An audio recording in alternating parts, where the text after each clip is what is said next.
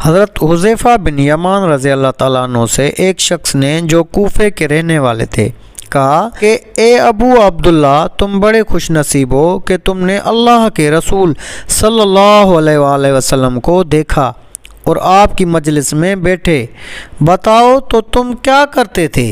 حضرت حذیفہ رضی اللہ تعالیٰ عنہ نے فرمایا، واللہ ہم جان نثاریاں کرتے تھے۔ نوجوان فرمانے لگے، سنیے چچا، اگر ہم حضور صلی اللہ علیہ وسلم کے زمانے کو پاتے تو واللہ آپ کے قدم بھی زمین پر نہ رکھنے دیتے، اپنی گردنوں پر اٹھا کر لے جاتے۔ آپ نے فرمایا، بھتیجے لو ایک واقعہ سنو۔ جنگ خندق کے موقع پر رسول اللہ بڑی رات دیر تک نماز پڑھتے رہے۔ فارغ ہو کر دریافت فرمایا کہ کوئی ہے جو جا کر لشکر کفار کی خبر لائے؟ اللہ کے نبی اس سے شرط کرتے ہیں کہ وہ جنت میں داخل ہوگا۔ کوئی کھڑا نہ ہوا کیونکہ خوف کی، بھوک کی اور سردی کی انتہا تھی۔ پھر آپ دیر تک نماز پڑھتے رہے۔ پھر فرمایا، ہے کوئی جو جا کر یہ خبر لا دے کہ مخالفین نے کیا کیا؟ اللہ کے رسول صلی اللہ علیہ وسلم اسے مطمئن کرتے ہیں کہ وہ ضرور واپس آئے گا، اور میری دعا ہے کہ اللہ تعالیٰ اسے جنت میں رفیق کرے۔ اب کہ بھی کوئی کھڑا نہ ہوا، اور کھڑا ہوتا کیسے؟ بھوک کے مارے پیٹ کمر سے لگ رہا تھا، سردی کے مارے دانت بج رہے تھے، خوف کے مارے پتے پانی ہو رہے تھے۔ بالآخر میرا نام لے کر رسول صلی اللہ علیہ وسلم نے آواز دی، اب تو کھڑے ہوئے بغیر چارہ نہ تھا۔ فرمانے لگے، حذیفہ تو جا اور دیکھ کہ وہ اس وقت کیا کر رہے ہیں، دیکھ جب تک میرے پاس واپس نہ پہنچ جائے کوئی نیا کام نہ کرنا۔ میں نے بہت خوب کہہ کر اپنی راہ لی اور جرت کر کے مشرکوں میں گھس گیا۔ وہاں جا کر عجیب حال دیکھا کہ دکھائی نہ دینے والے اللہ کے لشکر اپنا کام بھرتی سے کر رہے ہیں۔ چولہوں پر سے دیگیں ہوا نے الٹ دی ہیں، خیموں کی چوبیں اکھڑ گئی ہیں، آگ جلا نہیں سکتی، کوئی چیز اپنے ٹھکانے نہیں رہی۔ اس وقت ابو سفیان کھڑا ہوا اور بآواز بلند منادی کہ اے قریشیوں، اپنے اپنے ساتھی سے ہوشیار ہو جاؤ، اپنے ساتھی کو دیکھ بھال لو، ایسا نہ ہو کہ کوئی غیر کھڑا ہو۔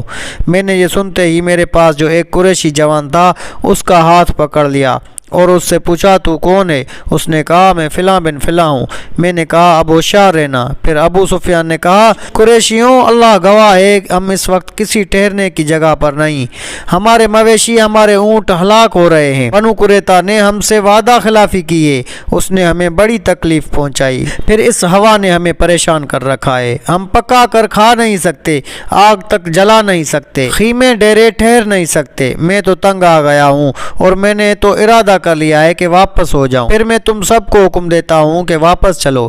اتنا کہتے ہی اپنے اونٹ پر جو زانو بندھا ہوا بیٹھا تھا چڑھ گیا اور اسے مارا، وہ 3 پاؤں سے ہی کھڑا ہو گیا۔ پھر اس کا پاؤں کھلا۔ اس وقت ایسا اچھا موقع تھا کہ اگر میں چاہتا ایک تیر ہی ابو سفیان کا کام تمام کر دیتا، لیکن رسول اللہ صلی اللہ علیہ وسلم نے مجھ سے فرما دیا تھا کہ کوئی نیا کام نہ کرنا، اس لیے میں نے اپنے دل کو روک لیا۔ اب میں واپس لوٹا اور اپنے لشکر میں آ گیا۔ جب میں پہنچا ہوں تو میں نے دیکھا رسول اللہ صلی اللہ علیہ وسلم ایک چادر کو لپیٹے ہوئے جو آپ کی کسی بیوی صاحبہ کی تھی، نماز میں مشغول ہیں۔ آپ نے مجھے دیکھ کر اپنے دونوں پیروں کے درمیان بٹھا لیا اور چادر مجھے بھی اڑا دی، پھر رکوع سجدہ کیا اور پھر میں وہی چادر اوڑے بیٹھا رہا۔ جب آپ فارغ ہوئے تو میں نے سارا واقعہ بیان کیا۔